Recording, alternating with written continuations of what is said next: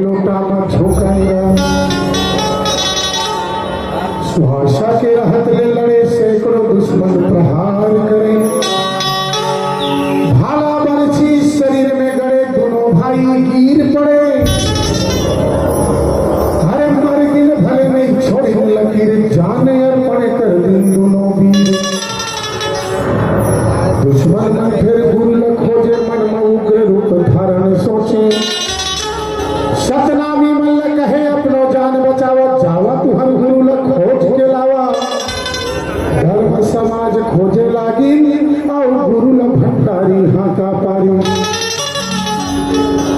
भंडारी के सुन के आवाज मन में सोचे राजा बालक दास गौहारी के बीच में बाबा अब दुश्मन बैरी मन लगे रहे दाबा अब बाबा बोले भंडारी आजा खड़ा हो गए बलिदानी राजा अंधियारी रात गुरु रग रगले पड़े फिर का दुश्मन में भी कूद पड़े बाबा ऊपर करीन प्रहार धोखा से चोर पापी हत्या जब बहे शरीर से खून के धार चलना बंद हो गए हथियार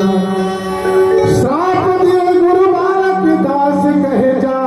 हो ही ये तोर वंश के नाश बलिदानी राजा बालक दास समाज के लिए हो गए कुर्बान प्राण त्यागे शरीर से बाबा चले गए अमर धाम तो आसमान में गुंज उठे एक ही शब्द हे सतनाम हे सतनाम हे सतनाम धोखा दे के मारे गुरु